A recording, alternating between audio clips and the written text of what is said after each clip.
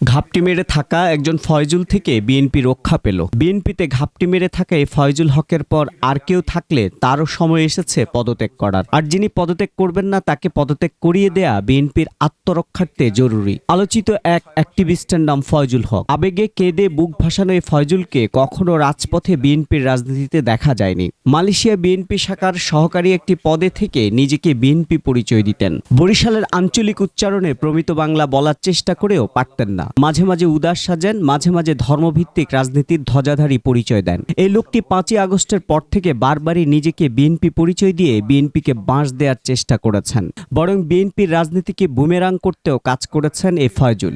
একবার চরমোনাই, একবার জামাত, একবার আপ বাংলাদেশ, একবার আম জনগণ পার্টিতে হাজির হতেন। তাকে দাওয়াত দেওয়া হতো কিনা সেটাও প্রশ্ন।